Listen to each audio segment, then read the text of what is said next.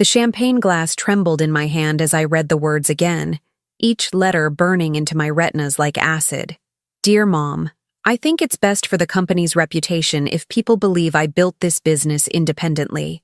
Please consider this my formal request for you to step down as co-founder. Effective immediately. Don't forget to subscribe to the channel and comment where you're watching from. The celebration continued around me. Our employees, our clients, everyone toasting the first anniversary of Jenkins & Associates Marketing Solutions. Our company. The company I had built from the ground up with my own retirement savings, my own contacts, my own sleepless nights. The company where Wendy had started as my assistant, learning everything from client management to contract negotiations at my kitchen table. Mom? Wendy's voice cut through the noise, artificially bright. Did you get a chance to look at that paperwork I gave you? I looked up at my daughter, my 42-year-old daughter who had never held a job for more than 2 years before this, who had called me crying 3 years ago because she couldn't make her mortgage payment. The same daughter who was now wearing a $3,000 suit and addressing our biggest client as if she'd single-handedly secured the Miller Industries account. I read it. My voice came out steadier than I felt. Wendy's smile faltered slightly. She glanced around the room, noting the proximity of Tom Miller, our most lucrative client. Maybe we could discuss this later. Tonight's about celebrating. Tonight's about celebrating. The irony wasn't lost on me. I was being erased from my own success story at the party meant to commemorate it. Of course, sweetheart. I set down my champagne, the bubbles suddenly tasting flat. We wouldn't want to disturb the celebration. The rest of the evening passed in a haze of forced smiles and hollow congratulations. I watched Wendy work the room, introducing herself as the founder to people who had watched me present the business plan at our launch meeting.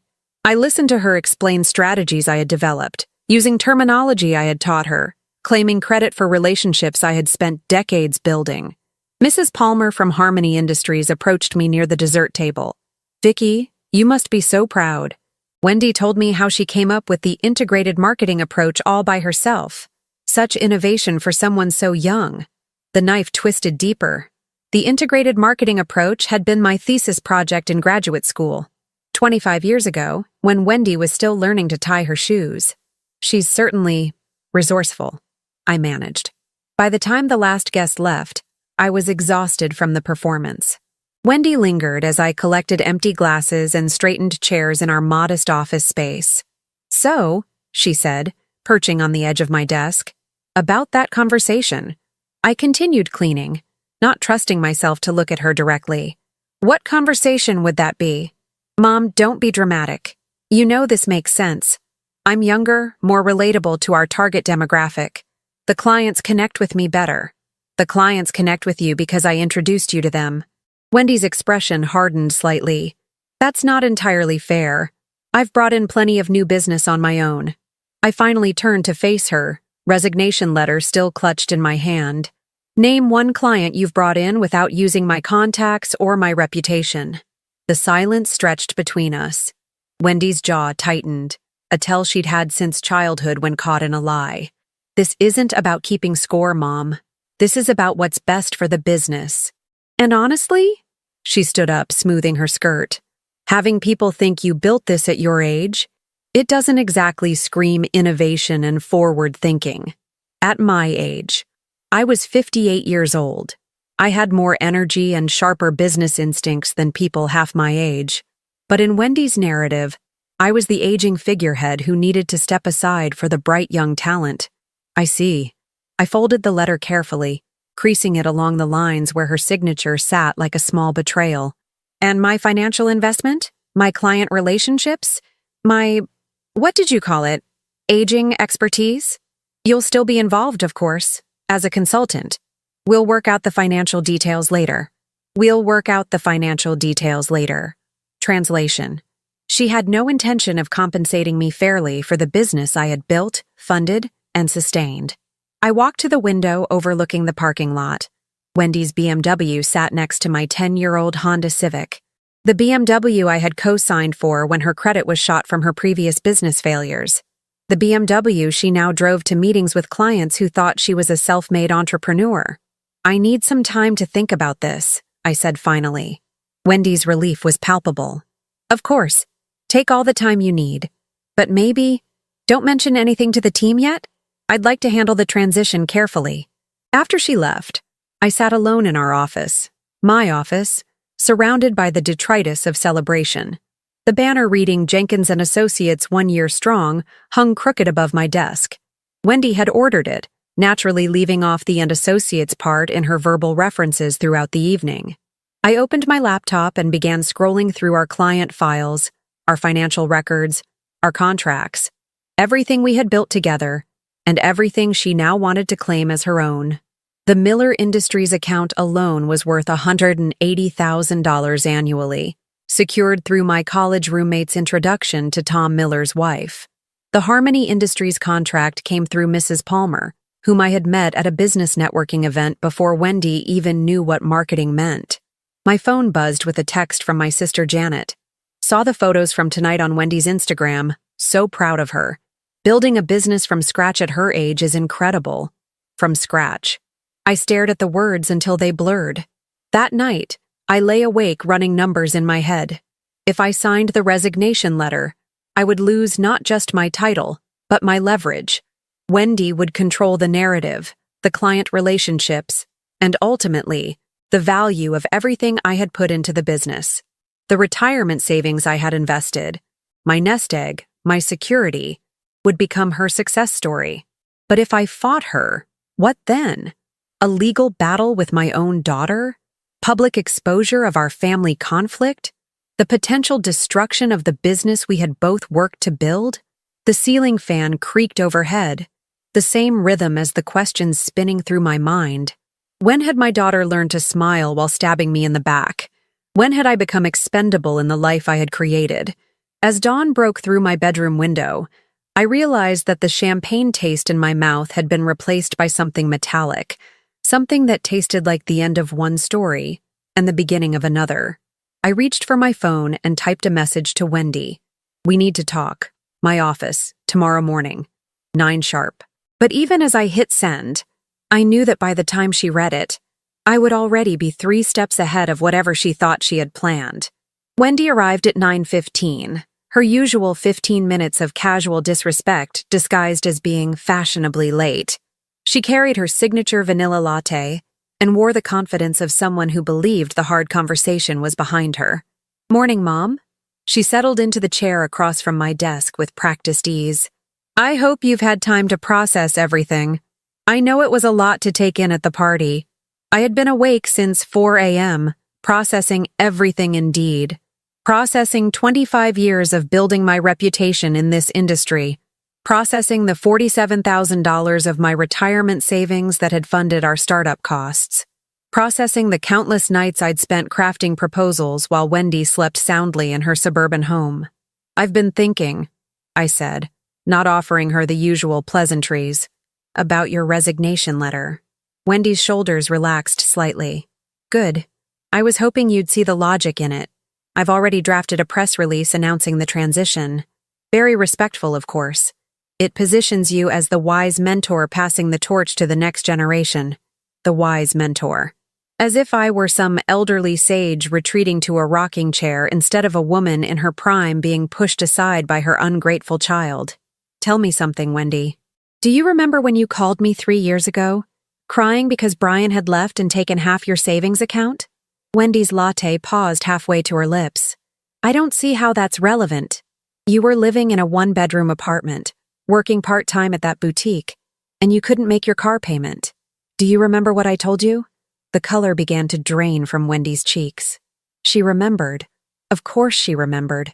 I told you, I continued, my voice steady as a surgeon's blade, that I had been thinking about starting a consulting business, something to keep me busy in my retirement years, and you said, what was it exactly? Mom, I'd love to help. I need a fresh start, and I've always been good with people. That's what happened. We started the business together. No, sweetheart. I started the business. You helped. There's a difference. Wendy set down her cup with more force than necessary. Okay, fine.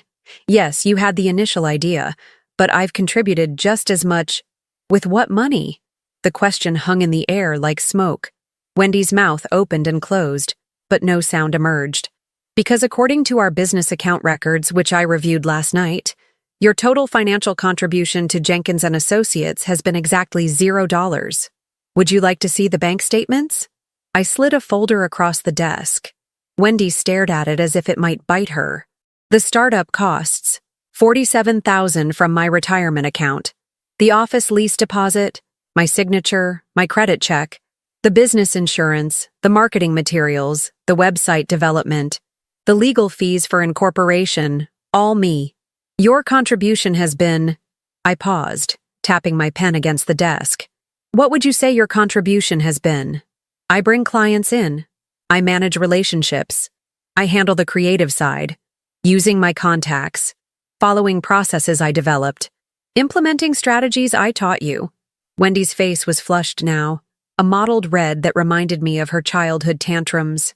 This is ridiculous. I'm not some incompetent child. I've worked just as hard as you have. Have you? I opened my laptop and turned it toward her. The screen displayed our time-tracking software, which I had quietly been monitoring for the past 6 months. This shows your billable hours versus mine. Would you like to guess who's been working more than 40 hours a week consistently, and who's been averaging 28? Wendy glanced at the screen and looked away quickly. Hours don't matter. It's about results. You're absolutely right. So let's talk about results. I pulled out another document. Here's a list of every client we've acquired in the past year, along with the source of the initial contact. Shall we go through it together? Mom, stop. This is Miller Industries. Contact through my college roommate, Hazel Miller. Harmony Industries. Mrs. Palmer, whom I met at the downtown business mixer. Riverside Medical Group. Dr. Patterson, my former neighbor. Bennett Financial. Enough.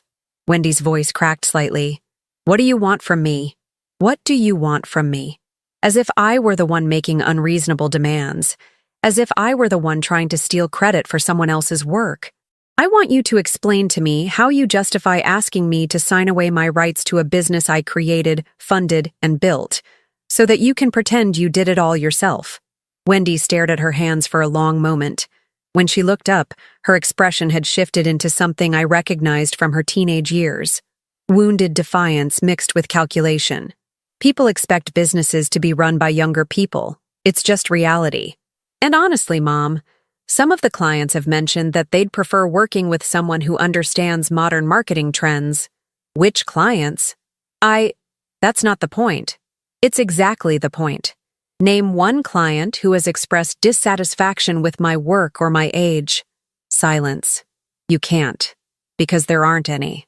What there are, however, are clients who assume you're in charge because you're the one who answers the phone and schedules meetings while I'm in the back office doing the actual work. Wendy's jaw tightened. That's not fair. Fair? I laughed, but there was no humor in it. You want to talk about fair? Let's talk about the Miller Industries presentation. The one you delivered last month? The one that secured us their expanded contract. What about it? The one I spent 3 weeks preparing while you were on vacation in Cancun, the one where you presented my market analysis, my campaign strategies, and my budget projections as your own work. Wendy's face went pale. You said I could present it. I said you could deliver the presentation because Tom Miller specifically requested that you be there. I never said you could take credit for creating it. I didn't... Wendy. My voice cut through her protest like a blade. I was in that room. I heard you tell Tom Miller that you'd spent weeks developing this innovative approach, and that you were excited to implement your vision for his company. The silence stretched between us, heavy with years of unspoken resentments and accumulating lies. Wendy's breathing had become shallow, and I could see the pulse jumping in her throat. Here's what's going to happen, I said finally. You're going to withdraw that resignation letter. We're going to sit down with our lawyer and restructure this partnership to accurately reflect both our contributions and our ownership stakes, and you're going to stop introducing yourself as the founder of this company. And if I don't? The question I'd been waiting for. I smiled for the first time since she'd walked in. Then I'll be withdrawing my financial backing, my client relationships, and my expertise. I'll be starting my own firm, Jenkins Marketing Solutions, without the Associates. Wendy's confidence crumbled visibly. You can't do that. We have contracts, obligations. We have contracts that I negotiated with clients who trust me personally. Do you think Tom Miller signed with Jenkins and Associates because of our impressive office space, or because he's known me for 15 years through his wife? That's extortion. No, sweetheart, that's business. You want to play in the adult world? You need to understand that actions have consequences. Wendy stood up abruptly, nearly knocking over her chair. I need to think about this. Of course you do. Take all the time you need. But Wendy? I waited until she turned back to face me. While you're thinking, you might want to consider what happens to someone who tries to build a house on a foundation that doesn't belong to them. After she left, I sat alone in my office, my hands surprisingly steady as I reached for my phone. The first call was to Hazel Miller, not about business, but to catch up on old times. The second was to Mrs. Palmer, to discuss her daughter's upcoming wedding. The third was to Dr. Patterson, to ask about his new practice location. By the time I finished my calls, I had confirmed what I already knew. My relationships were mine. My reputation was mine. And my daughter was about to learn the difference between building something and simply taking credit for it. The afternoon sun slanted through my office window, casting long shadows across Wendy's empty chair. For the first time in months, I felt the familiar thrill of strategic planning. Not for a client's campaign, but for my own future. Whatever Wendy decided, I would be ready. 3 days passed without a word from Wendy. 3 days of her empty office echoing with unfinished conversations and abandoned coffee cups. I continued our work as if nothing had changed, responding to client emails, reviewing campaign proposals, maintaining the careful relationships that kept our business alive. On Thursday morning, she finally returned. I've been thinking, she announced, settling into her chair with renewed determination. And I've discussed this with Brian. Brian, her ex-husband who had crawled back into her life 6 months ago, drawn like a moth to the success he thought she had created. The same Brian who had left her financially devastated and now whispered poison in her ear about maximizing her potential. How lovely. And what wisdom did Brian share? Wendy missed the ice in my tone entirely. He thinks you're being unreasonable, that you're trying to hold me back because you're threatened by my success. I set down my pen with deliberate care. Your success. Yes, my success. Brian pointed out that I'm the face of this company now. The clients prefer working with me. I'm the one who brings the energy and innovation. And Brian would know about business success how exactly? Through his failed restaurant? His bankruptcy? Or perhaps through his expertise in abandoning responsibilities when things get difficult? Wendy's cheeks flushed. That's not fair. Brian has learned from his mistakes. He's been helping me see this situation more clearly. I see. And what clarity has he provided? That you're holding me back. That I need to establish my independence and take control of my own career path. Wendy straightened in her chair, channeling what she clearly thought was executive presence. So I've made my decision. I'm not withdrawing the resignation letter. In fact, I think it's better if we make a clean break. The words hung in the air like a blade suspended by a thread. I felt something cold and final settle in my chest. Not hurt, not surprise, but a crystalline clarity that cut through 25 years of maternal instinct. A clean break. Yes, I'll buy out your share of the business. We can get it appraised, and I'll pay you fair market value. This way, we both get what we want. I laughed. Actually laughed. The sound surprised us both. Wendy, sweetheart, what exactly do you think you're buying? The business, Jenkins and Associates, the client contracts, the reputation, the reputation that exists because of my relationships, the contracts that were signed because of my credibility, the expertise that took me 30 years to develop. I leaned back in my chair, studying her face. Tell me, what happens when you call Tom Miller next week, and I'm not here to answer his questions about market demographics? What happens when Mrs. Palmer needs a crisis management strategy and you don't know the difference between damage control and brand rehabilitation? Wendy's confidence wavered slightly. I'll figure it out. I always do. The way you figured out your boutique business? The way you figured out your freelance graphic design career? The way you figured out your marriage? The cruelty of the words surprised even me, but I felt no desire to take them back. Wendy's face went white, then red, then white again. That's completely unfair. Is it?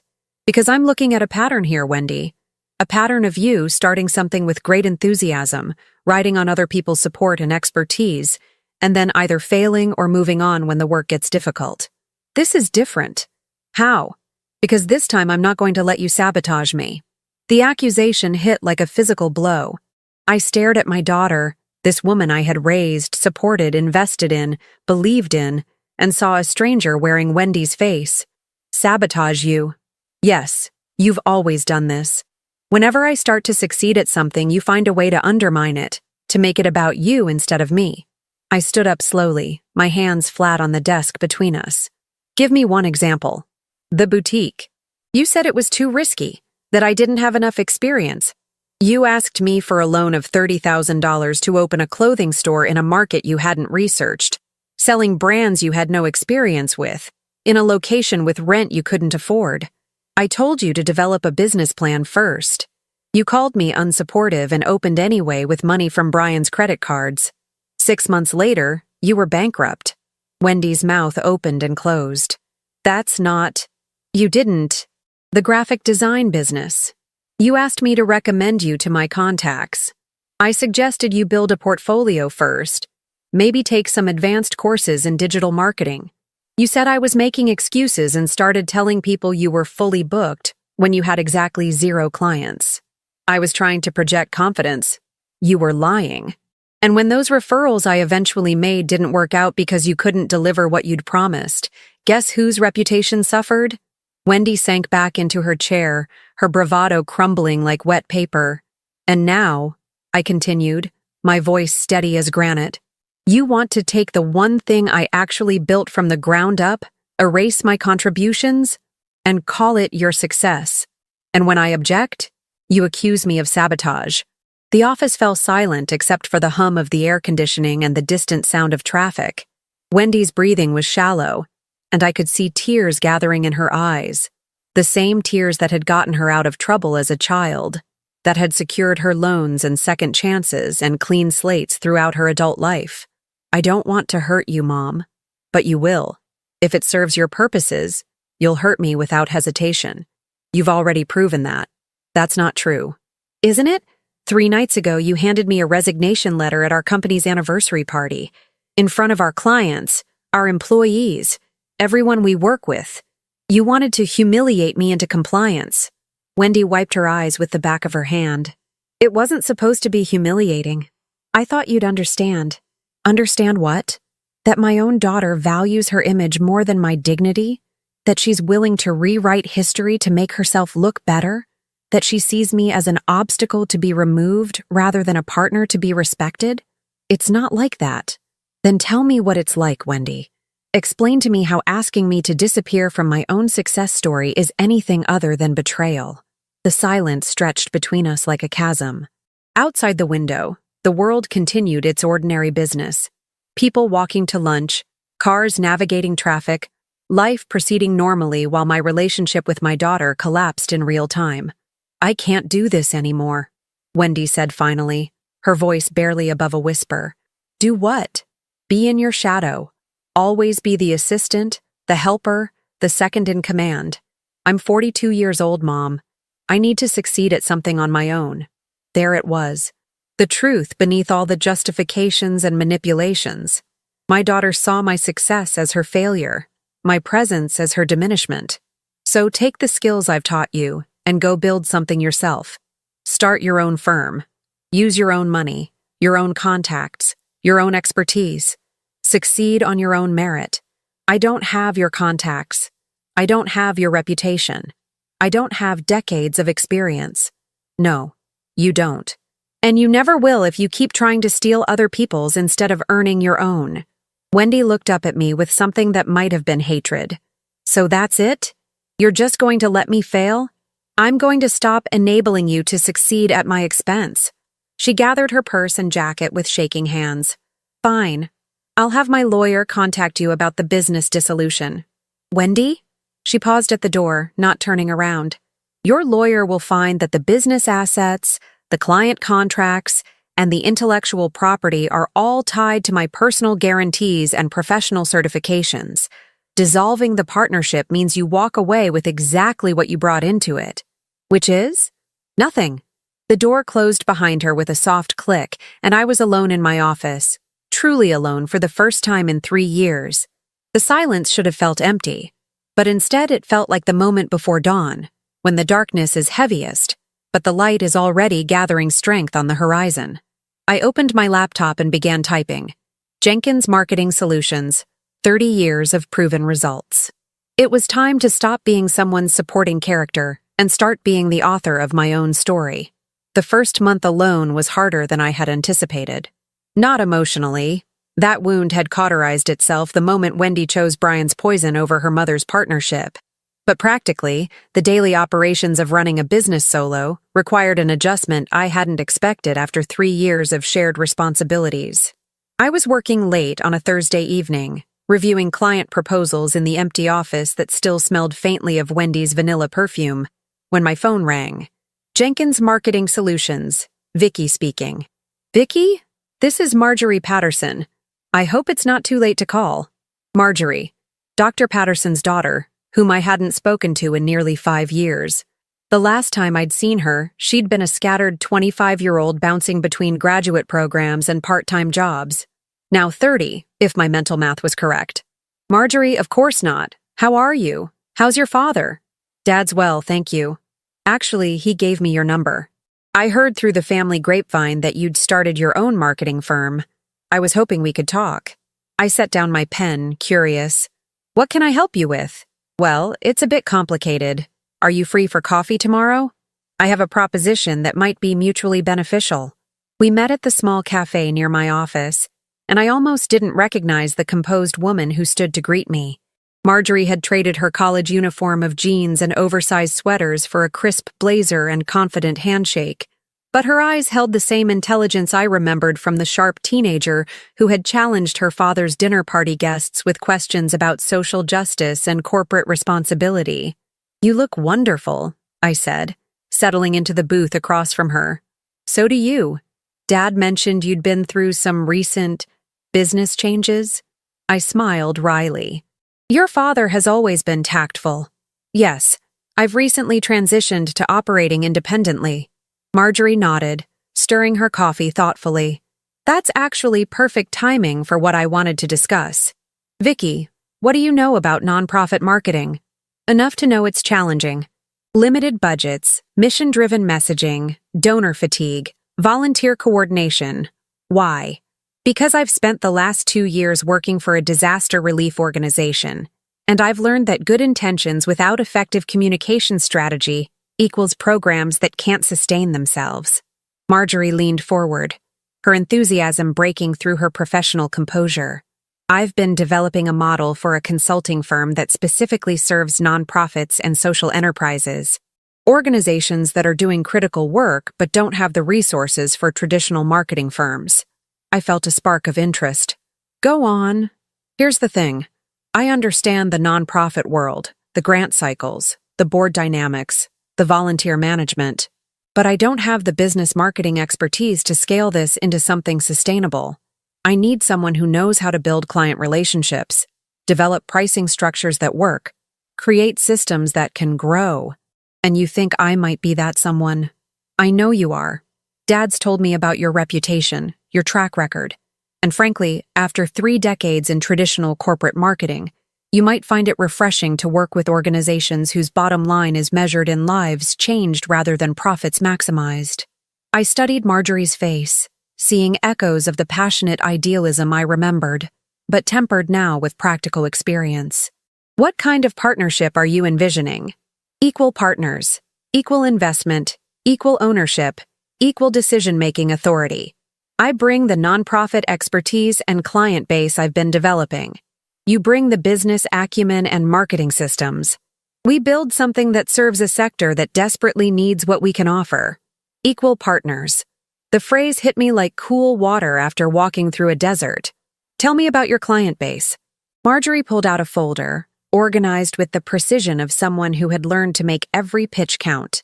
I've been consulting informally with 12 organizations over the past year. Small stuff mostly, helping them improve their donor communications, streamline their social media presence, develop more effective fundraising campaigns. But the demand is enormous, and most of them are paying marketing firms that don't understand their unique challenges. She showed me case studies, testimonials, financial projections that were modest but realistic. More importantly, she showed me passion grounded in practical experience, exactly what had been missing from my partnership with Wendy. "What's your timeline?" I asked. "I'd like to launch officially in 3 months. I have enough savings to cover my share of startup costs, and I've identified office space that would work for both the collaborative nature of our work and our budget constraints." Her share of startup costs. No requests for loans, no assumptions about my funding her dreams, no expectation that I would carry the financial burden while she provided the vision. "Marjorie, can I ask you something personal?" "Of course." "Why me? You could find a marketing professional closer to your age, someone who might be more in tune with current trends, social media strategies." "Because," Marjorie interrupted gently, "I don't want someone who's just following trends. I want someone who understands how to build relationships that last decades, who knows the difference between a marketing gimmick and a sustainable strategy. I want someone who's proven they can create value, not just promise it." The words landed like balm on wounds I hadn't realized were still tender. "Besides," Marjorie continued with a smile, "I've done my homework. I talked to Mrs. Palmer about your work with Harmony Industries. I spoke with Tom Miller about the campaign you developed for his company. Your reputation isn't based on being young and trendy. It's based on being excellent." That evening, I called Marjorie with my answer. 3 weeks later, we signed the partnership agreement for Patterson Jenkins Social Impact Marketing in the lawyer's office. Our signatures side by side on documents that spelled out our equal rights and responsibilities in language that left no room for ambiguity. The new office space was smaller than what I'd shared with Wendy, but it felt expansive in ways that had nothing to do with square footage. Marjorie had chosen a converted warehouse in the Arts District, with exposed brick walls and large windows that filled the space with natural light. Our desks faced each other across a collaborative workspace that encouraged conversation rather than hierarchy. Our first major client meeting was with the Metro Youth Alliance, an organization that provided job training and mentorship for at-risk teenagers. Marjorie had been working with them informally for 6 months, helping them improve their volunteer recruitment efforts. "Their biggest challenge," Marjorie explained as we prepared for the meeting, "is that they're incredibly effective at what they do, but terrible at communicating that effectiveness to potential funders. They've got this amazing program that's literally changing kids' lives, but their grant applications read like grocery lists." The meeting was unlike any client interaction I'd experienced in traditional marketing. Maria Santos, the executive director, wasn't interested in brand positioning or market penetration. She wanted to know how to tell the story of 16-year-old Brian, not Wendy's Brian, thankfully, who had gone from sleeping in his car to earning his GED and landing an apprenticeship with a local electrician. "We have dozens of stories like this," Maria said, pulling out a thick folder of photographs and testimonials. "But when I sit down to write a grant proposal, I get so focused on outcomes and metrics that I forget to include the humanity. The funders see numbers, but they don't see the kids." I looked at Marjorie, who was taking notes with the focused attention of someone who understood that these weren't just marketing challenges. They were opportunities to amplify voices that needed to be heard. "What if," I said slowly, "we restructured your communication strategy around storytelling? Instead of leading with statistics, we lead with individual narratives that illustrate the broader impact." Maria's eyes lit up. "Could we do that? I mean, would funders respond to that approach?" "People fund people," I said. "They donate to causes they can visualize and connect with emotionally. The data supports the story, but the story sells the mission." Over the next 2 hours, we developed a comprehensive communication strategy that would transform how Metro Youth Alliance presented itself to the world. Marjorie handled the programmatic details with the fluency of someone who understood nonprofit operations from the inside. I managed the strategic framework and implementation timeline with the experience of someone who had spent 3 decades turning good ideas into sustainable results. As we walked to our cars after the meeting, Marjorie turned to me with a smile that reminded me why I had fallen in love with marketing in the first place. "This is what I was hoping for," she said. "This feeling that we're not just building a business, we're building something that matters." I thought about Wendy, probably struggling with client relationships she didn't understand and systems she couldn't manage. I thought about Brian, whispering advice that would lead her deeper into failure. And I realized that sometimes the greatest gift life can give you isn't the success you planned for, but the partnership you never knew you needed. "Yes," I said, unlocking my car. "It is." That night, I updated my LinkedIn profile. Co-founder, Patterson Jenkins Social Impact Marketing. For the first time in months, the title felt true. 6 months after our launch, Patterson Jenkins Social Impact Marketing had grown beyond our most optimistic projections. We had 15 active clients, a waiting list, and a reputation that was spreading through the nonprofit community like wildfire. Marjorie's expertise in the sector, combined with my business development skills, had created something neither of us could have built alone. I was reviewing quarterly reports in our sun-filled office when my phone rang with a number I didn't recognize. Vicki Jenkins speaking. "Mom?" Wendy's voice was smaller than I remembered, stripped of the confident authority she'd worn like armor during our last conversation. I set down my pen carefully. "Hello, Wendy. I was hoping we could talk. Are you free for lunch? I know it's short notice, but I'm in your area, and I thought, I'm quite busy today. What do you need?" The silence stretched long enough that I wondered if the call had dropped. Then, "I need help. I need help." 3 words that might have moved me 9 months ago. Now they landed with the hollow ring of familiar manipulation. "What kind of help?" "The Miller Industries contract. They terminated it yesterday.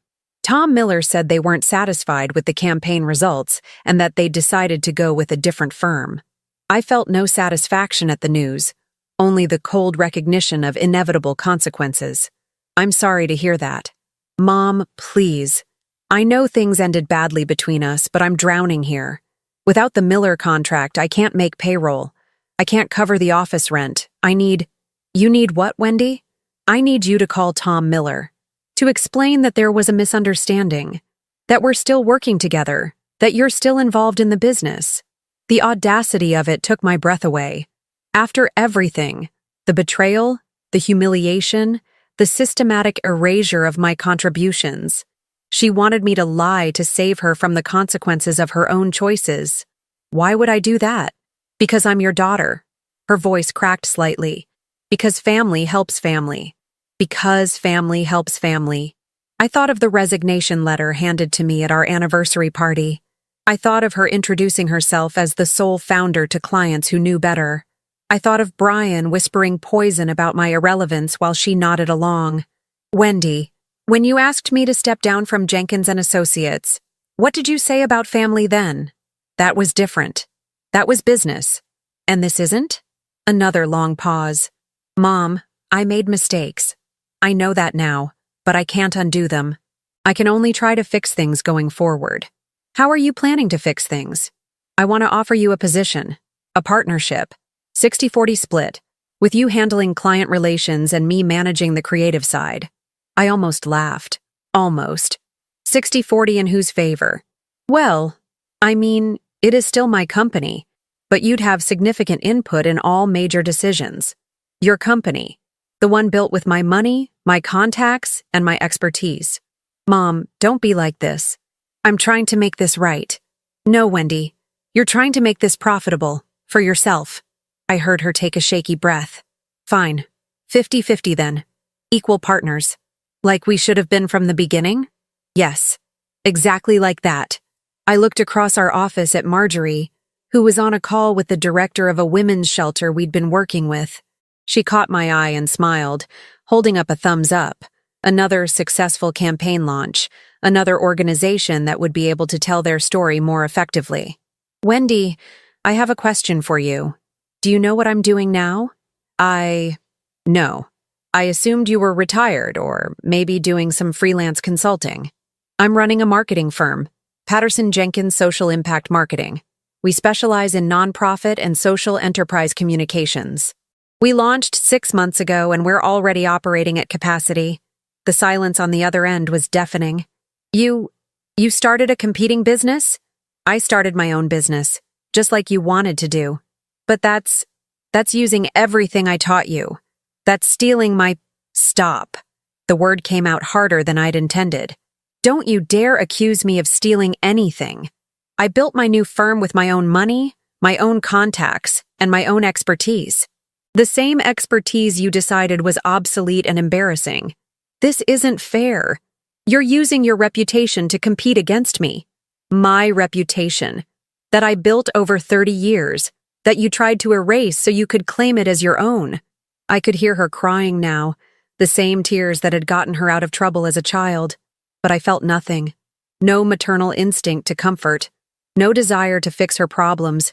No guilt about her pain. Wendy, do you remember what you said to me at our last meeting? You said you needed to succeed at something on your own. Yes, but then succeed.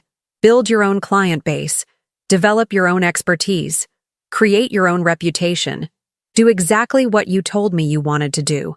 I can't. I don't have the connections, the experience. Then get them. The same way I did 30 years ago, through hard work, ethical business practices, and genuine value creation. Mom, please. I'm going to lose everything. Maybe you will. And maybe that's exactly what needs to happen. The words hung in the air like a final judgment. I could hear Wendy's breathing become ragged.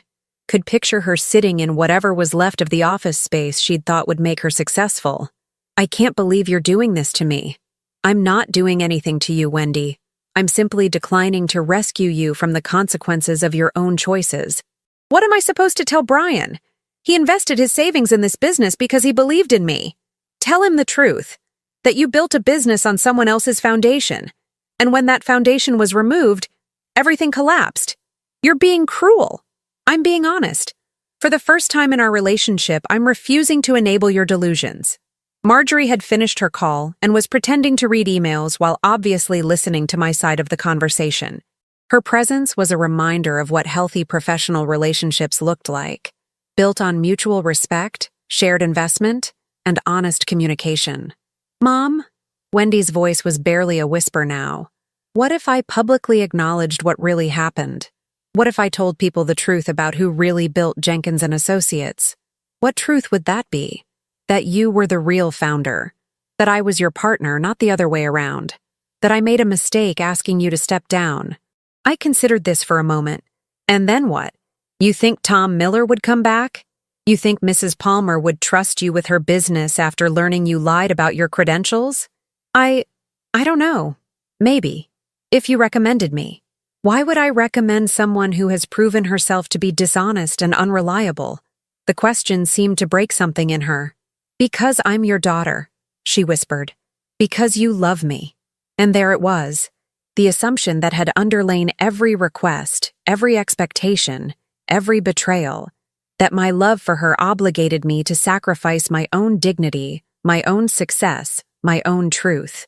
Wendy, I do love you. I will always love you. But I will not sacrifice my integrity to enable your mistakes. So that's it? You're just going to let me fail?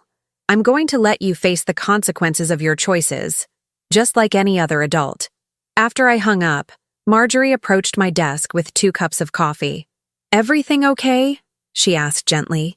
Yes, I said, surprised to realize it was true. Everything is exactly as it should be. 3 weeks later, I received an email from Tom Miller. Jenkins and Associates had officially dissolved, and Wendy had declared bankruptcy. He wanted to know if Patterson Jenkins would be interested in taking over their corporate social responsibility communications. I forwarded the email to Marjorie with a note. What do you think? We'd need to hire 2 additional staff members, but it would fund our expansion into corporate consulting. Her response came back within minutes. Let's do it. If we're going to grow, we might as well grow with clients who value our expertise. That evening, I drove past the building that had housed Jenkins and Associates. The office windows were dark, a for lease sign already posted in the front window. I felt no satisfaction, no vindication, only the quiet certainty that comes from refusing to compromise your own worth to prop up someone else's illusions. My phone buzzed with a text from Marjorie. Final numbers are in. Best quarter yet. Dinner to celebrate? I smiled and typed back, absolutely. Partners should celebrate their successes together. As I drove toward the restaurant, I thought about the woman I had been a year ago. Diminished, dismissed, reduced to a supporting role in her own life story. That woman was gone now, replaced by someone who understood that love without boundaries is not love at all, but enablement. Someone who had learned that the greatest gift you can give another person is the opportunity to face the truth about themselves. Wendy would either learn from her failures or she wouldn't. But either way, she would learn without my participation in her delusions. I had finally become the author of my own story, and this story had a very satisfying ending.